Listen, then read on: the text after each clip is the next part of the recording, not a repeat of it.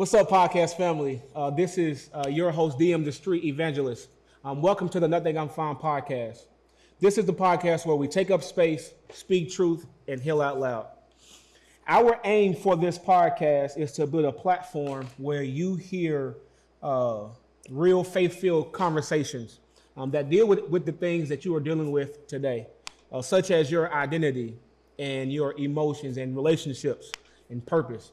And so for this season, we are really working to discuss reconciliation, the process of being brought back to harmony with God, and then how God uses the process of reconciliation with us and Him, how He would use it to reconcile us to our spiritual family, but also family members who we have been distant from. And so I really want to hop right into it, and I really want to discuss something today. And what I want to talk about is my life before salvation. And the reason why I want to talk about this is because since I've been in Christ, I have intentionally kept myself guarded or kept myself closed off. And I've also had people tell me that the Lord could have been hiding me so that He can heal me, so that He can help me, but also eventually help me to, get to a place in which I could be obedient to Him. And so what I share with you comes from a place of sincerity, from a place of grace, because God, has kept me, but also mercy, because I should not be here, but because of God's love, He has kept me. And so I'm a teacher, and I often hear a lot of questions from my kids about identity.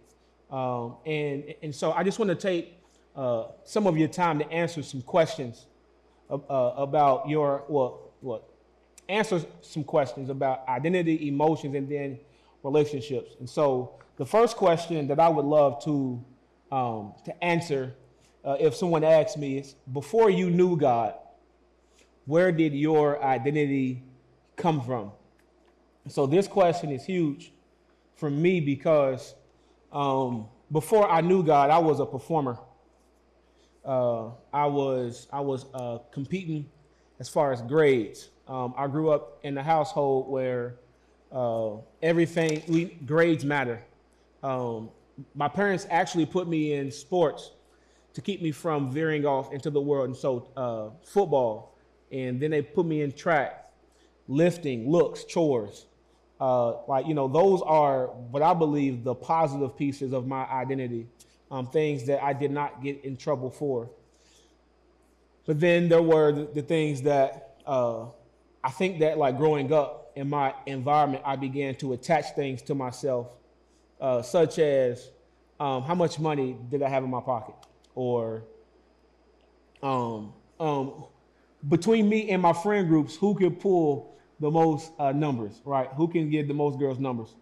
That was all, fun and giggles, but then once social media came, it was how many likes could you get, who was the toughest. And so, like, my identity never came from God. I didn't necessarily grow up in a God-fearing home. And so I believe that I developed this sense of also people-pleasing. I was being judged based on my performances. And so if someone, and so, like, my mood and how I showed up, it was all determined based on what I believed that somebody wanted from me. And so it never came from God, and I was fair-weathered. And so if you wanted me to be an athlete, and that's what I expected, that's what I thought you expected from me, I was an athlete. If you wanted me to go be anything else, like, I was morphing and making myself to be what I believe that you wanted me to be, because I wanted you to see me in a great life.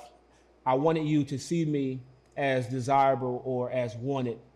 And so, before I knew God, that's where it came from. And on top of that, it was also based on, like, culturally, I think that my identity came from that as well.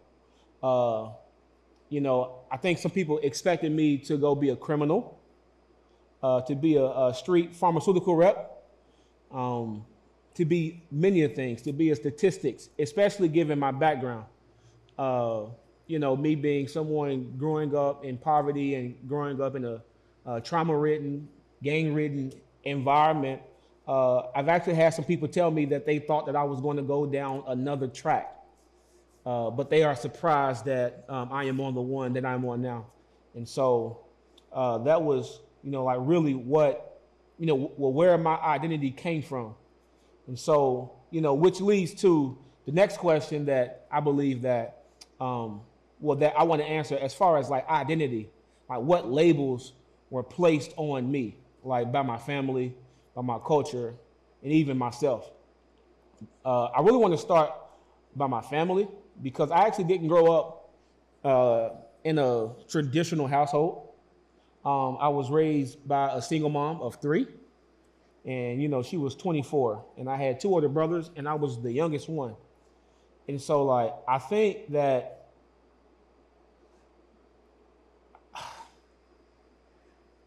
I don't really recall my siblings and my mom really having any labels put on me growing up. I was just a child. I was just Monica's boy. And so if there would be any label, it's just being Monica's boy, which, that came with the cost because, maybe they didn't look at my mom with any reverence. Maybe there wasn't any respect for her because in our culture, we shun the woman who has children out of wedlock, children without having a husband. And so,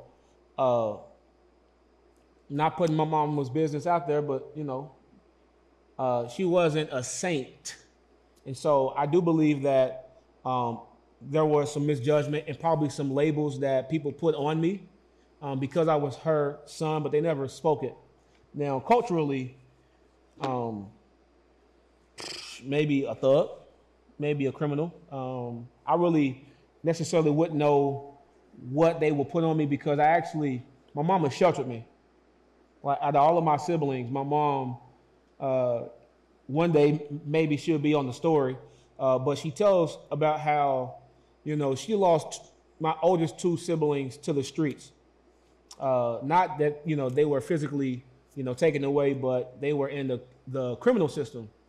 And she said that about time whenever I was born, she was determined to not lose me to the streets. And so she was a helicopter parent. She was the parent that I could not spend the night over anyone's house. They could not spend the night. I couldn't be out past the street lights. If she couldn't see me past, like, sincerely, if she couldn't see me, I was too far away. But, I believe that, me being 29 now, I understand that she was doing it because she was striving to protect me from what she knew life could be for me, and potential predators in my life. So for me personally, I don't think I really labeled myself anything. And I'm like thinking about me being in middle school. I didn't really have like, I didn't care about anything. Like there was nothing that I cared about at that point in time in life. And so when it comes to like my identity, it was sort of like formless, formless. And also I didn't grow up with a father. And so I didn't have anyone to sort of like guide me or maybe tell me who I really am or, who I was supposed to be. And so I was probably somebody who, again, I would label myself based on my environment. And so if I was with athletes, I was an athlete. If I was with criminals, I was a criminal. If I was with, the guys, I was just a guy. But I never like said, this is who I am. Because I really had to perform and pretend to be something to survive also. I had mentioned that I grew up in this environment. And so survival was all about becoming or conforming to the environment that I'm in. Because I learned early, probably as early as in middle school, that those who are popular or those who have more power, they tend to pick on those who are weak, those who they perceive as weak. And and I was bullied, but I was well, and so to like get over the bullying, I was trying to make myself to be cool, or make myself to be liked. Um, and that was just what was life was for me. And so like growing up then, and this is going to be crazy because as much as I did not know who I was or what I wanted to as far as like my identity, one thing that I did make up my mind and I said that I wanted to be, crazy enough, and this is going to be crazy even saying it out loud, I wanted to be the biggest drug dealer that I could be. I wanted to be the biggest drug dealer because, and so in my mind, here's how I see it. When I would go out to the parks and we all being kids, and if somebody was out here, and the drug dealer pulled up, and he's shining, big cars, big rims, the money, whatever. Yes, big chains. I would see how much love he had, or what I perceived as love, and the attention. And so I wanted to be the biggest criminal that I could be. I grew up, and so like, if you look at it on the surface, I was misguided, right? But I have discovered in this life that I can't take everything for face value, because while I do say that I wanted to be a drug dealer, probably who I wanted to be, or what I really wanted to become, was somebody who was loved, right? And so growing up, I grew up wanting to be loved, more or less. Everything for me was about how do I get the most love? How do I get the, how do I get the consistent love? Because I grew up not knowing if I was loved. And I saw that everyone loves the dope dealer. Everyone loves the person who has the money, who looks like they have what they have going on, have everything going on in their life. Everything's good. And so for me being young in middle school, growing up around criminals, and it's crazy to say successful drug dealers, in my own, young sense, like they were successful, and I wanted that, and I wanted that love. I didn't necessarily get to be loved because my siblings were, in and out of jail. My mom was working, and so I was, having to watch myself while I was with my granny. I didn't have friends really, and so I just grew up not knowing if I was loved. And so, that was probably one of the hardest, truths that I've actually had to tell myself, is that, now that I'm 29, you are loved, right? Like you are cared about. Your family may not demonstrate that they love you, but, your family in Christ loves you. And so,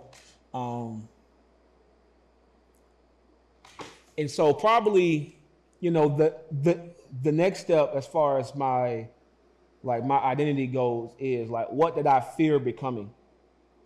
This one hits hard.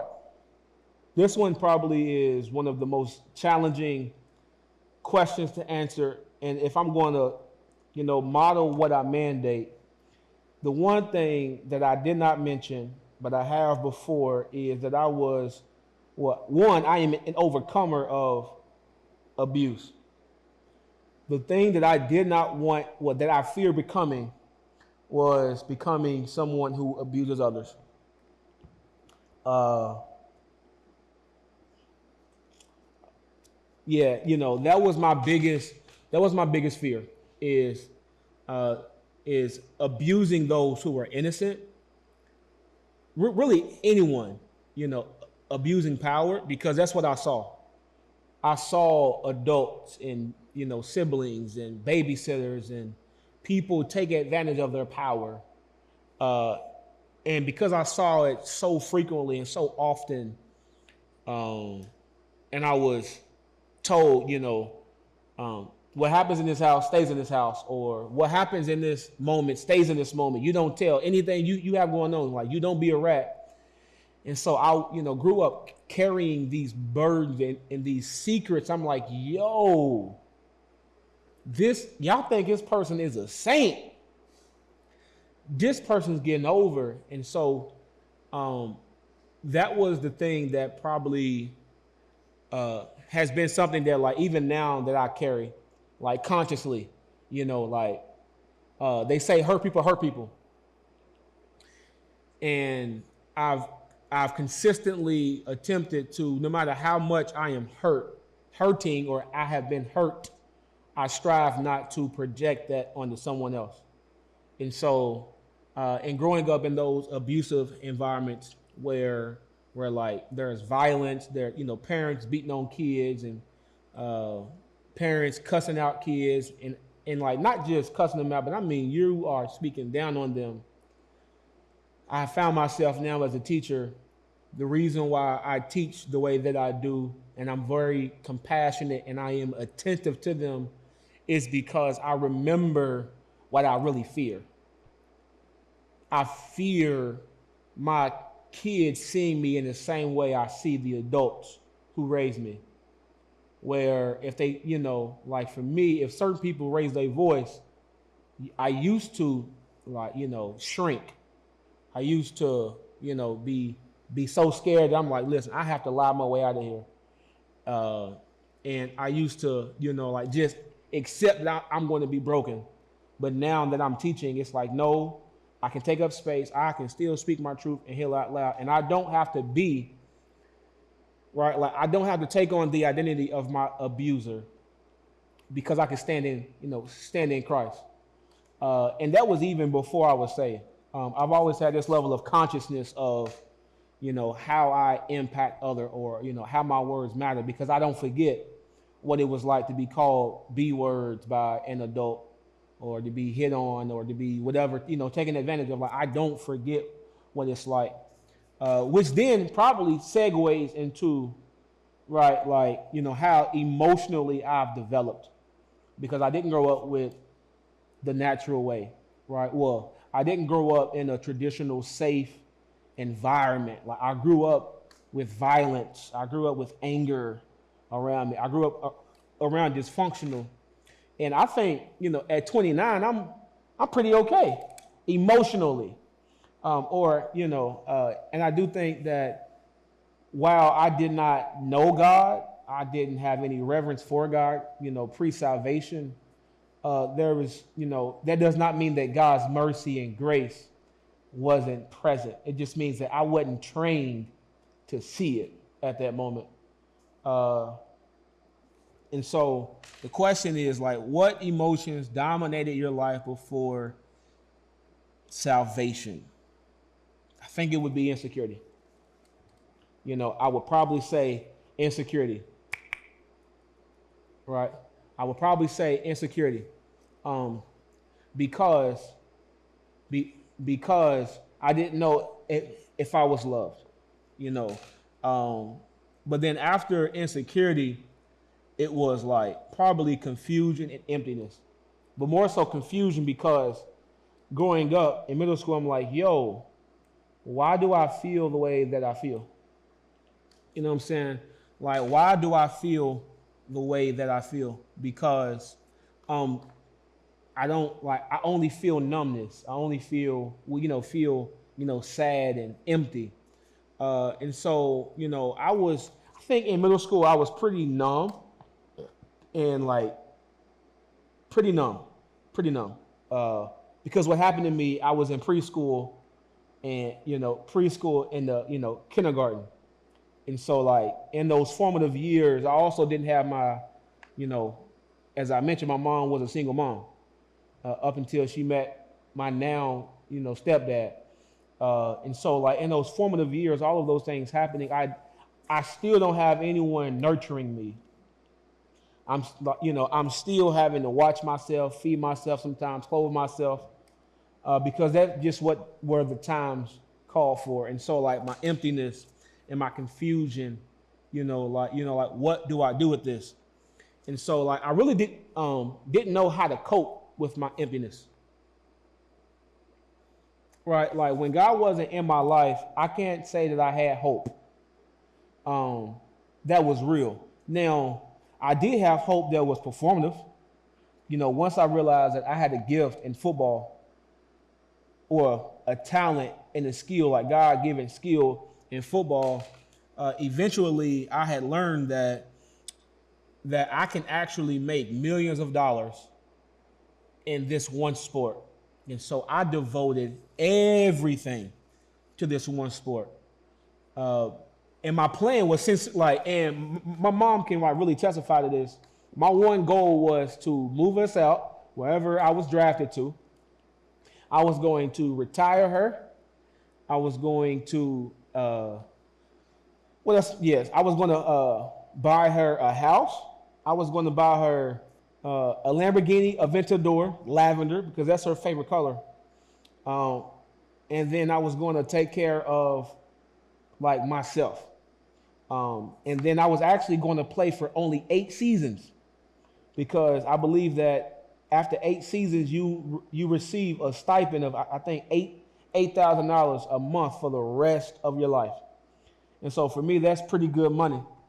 And so like I coped with the stress and pain of life through like hard work, going to the gym. I would, even in middle school, I remember working out, going to Iroquois track to go run and lifting weights and everything, because, I really didn't want to stay in a situation that I wanted or that I was in. And I, made do with my situation. And so, that was just how I coped. And it wasn't easy because I never dealt with my struggles. I never dealt with my struggles. I never dealt with, even in middle school, when I became conscious that I was abused, that I was hurt. Like I never took the time to say, I am hurting. This is what happened to me. And that was really the only reason why I was still playing football. I don't know. Hold it.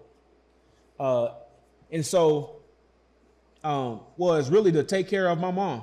Like my mom was my why with football. We struggled together.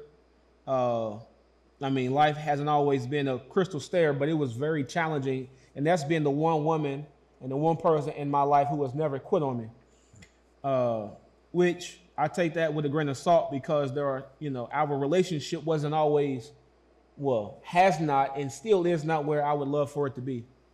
I can say this, and maybe I'm giving more power to her in the moment, but part of the reason why I struggle in my relationship with God is because of my relationship with my mom. I didn't necessarily, felt safe growing up, and yes, life was hard for her. Life is hard for us all, but I believe that me being 29 now, and I'm still learning how to navigate my own feelings of, childhood neglect and abandonment. I can say that in middle school, I needed my mom to be more understanding about me and more patient with me, more understanding. But also I needed her to give me structure, like a value-based structure. It seemed like that she only cared about me, or she only, spoke to me whenever she wanted me to do something. It was always a chore, or to go get the microphone, or go get this and go do that.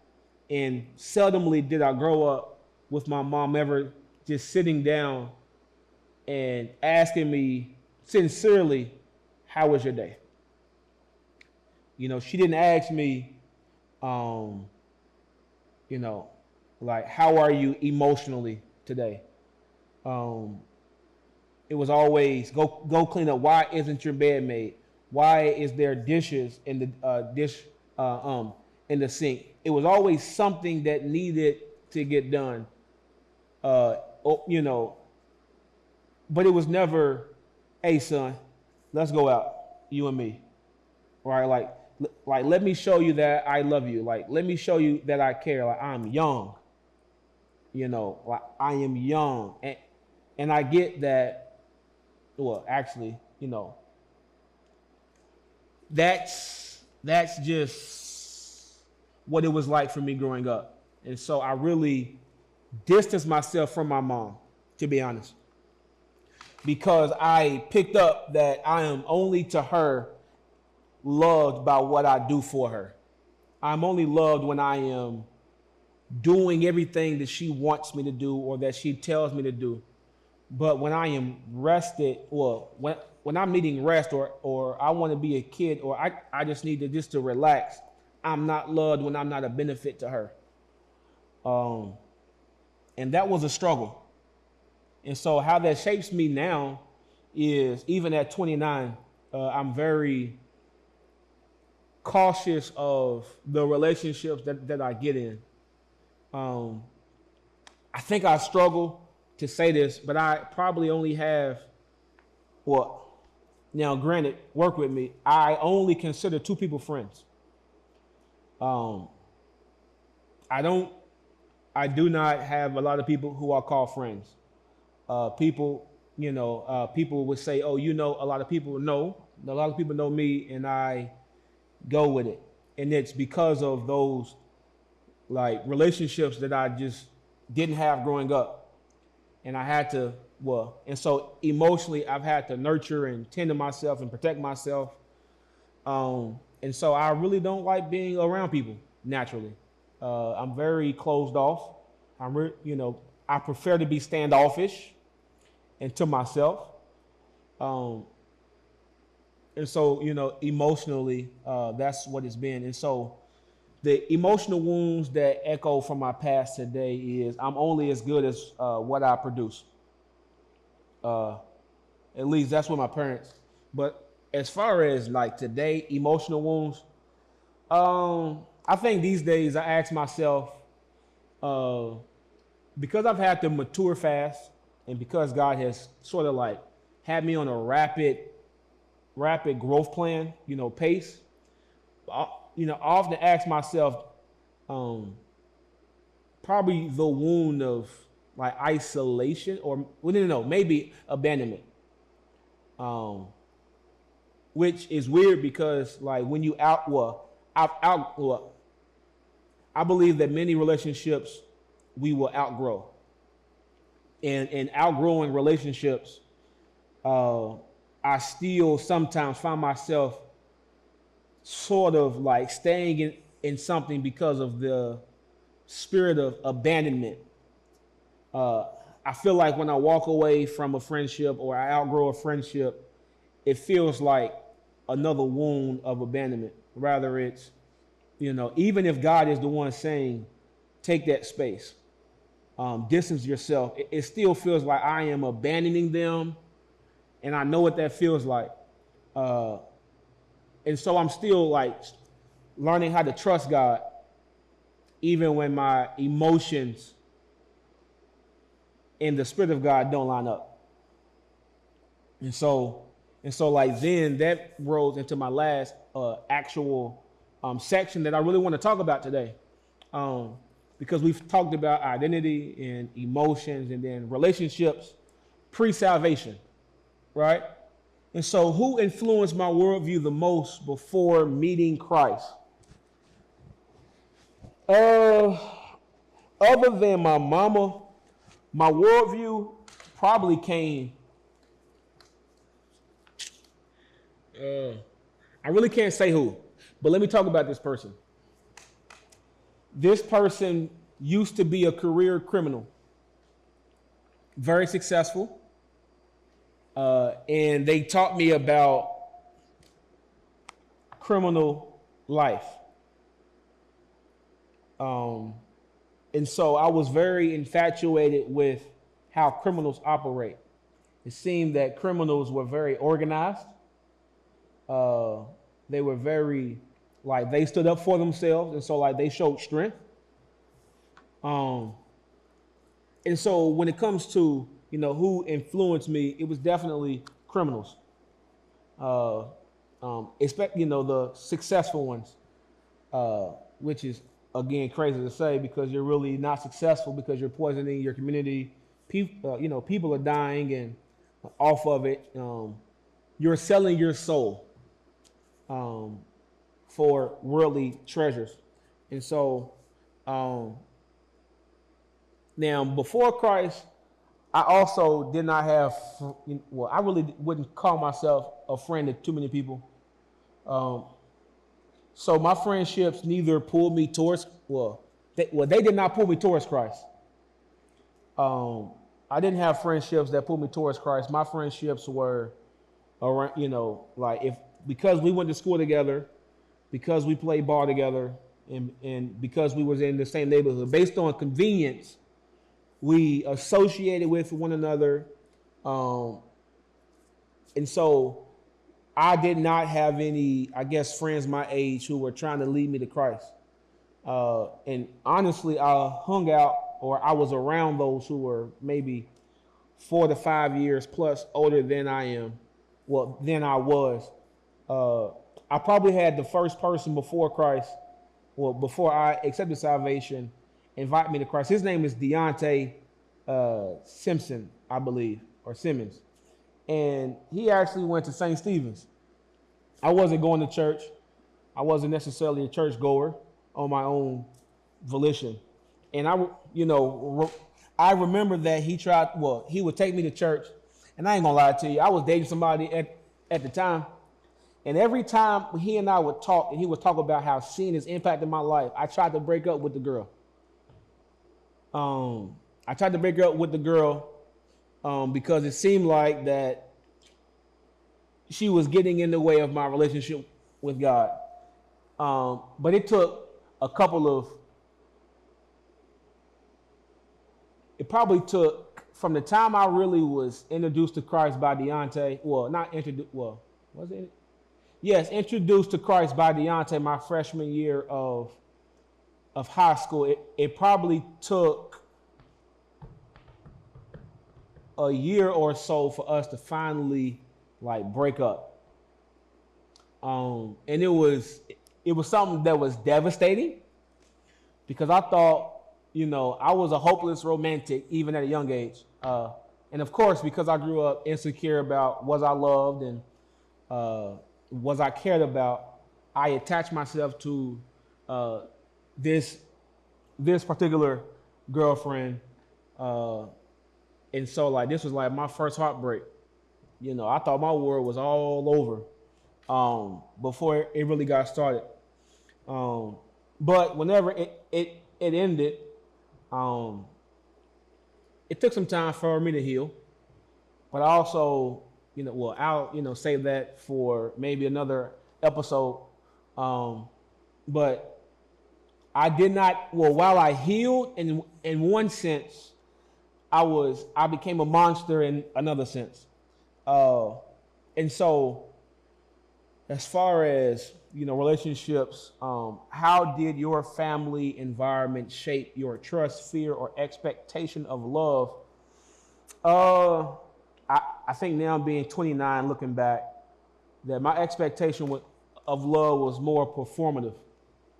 It was more transactional. It was, what can I give you in exchange for what I want in return, and vice versa.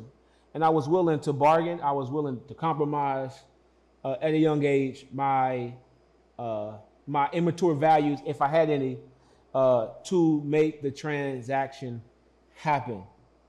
Growing up around criminals, you start to pick up on, there's a certain code, there's a certain value system that you go by. Loyalty, discipline, respect, honor.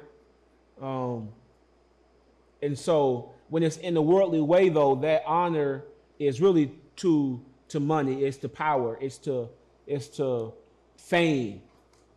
Uh, and so that shaped how I trust or fear, and because my expectation was also transactional, but then it was show no love, love will get you killed. And so like just learning how like that is an unsafe mindset to have. Trust no one because love will get you killed. And we were created to be loved, and we were created to love someone in Christ. And so uh, the relationship that started to form, like shape my, shape me, and shape my, what like lead me towards Christ, was probably Deontay, Scott Long, LaCunta Farmer, which is my high school head coach, Reverend Andre Bradley, and those are those were the ones who began to help me to grow, because Scott Long blended both football and family, football and faith. But also he fellowshiped with me by, taking me out to eat, sharing with me about the gospel. He allowed me to go meet his family, his wife, and at the time, his wife was pregnant with his eldest child. And I remember the day like it was yesterday. It was back when RG3 was the man for the Redskins, and it was Tony Romo, and it was on Thanksgiving. And it was a pretty cool game. He taught me about the gospel. Coach Farmer actually taught me how to pray. I'm in high school. I am a sophomore/junior, and the first person who taught me how to pray is my football coach. And it was always the Lord's Prayer. It was before games and it was after games. That was, and so still to this day, I may say the Lord's Prayer like instinctively because of, how he taught me how to pray.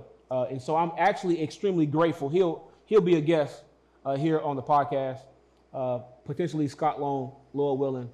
And Deontay, again, he was the one who sort of like took me to church for the first time, and I actually wanted to go. Like he was the first older person who was older than me, who started to help me.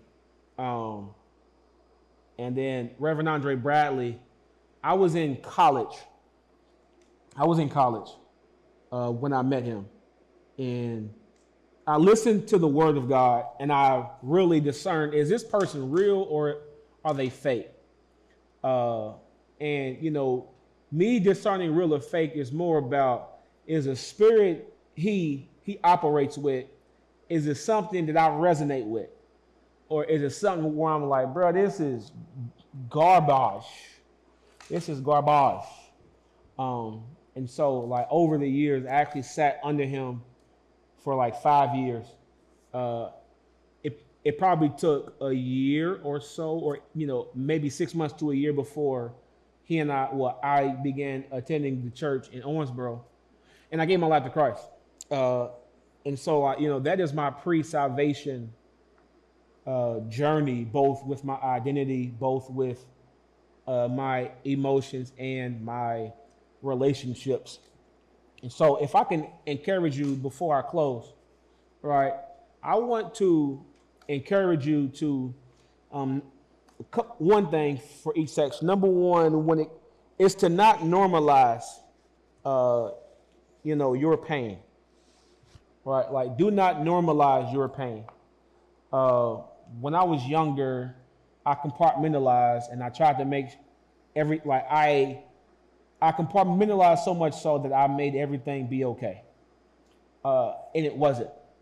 And as long as I said that everything was okay, I would have never saw the value of having a relationship with the Lord, because I was okay being stuck. Like I was okay with compartmentalizing. I would have been okay in being mistreated, being abandoned, being neglected, right? And so I need you, whoever's listening, to like get to a place in which you say that it is not okay for me to be mistreated.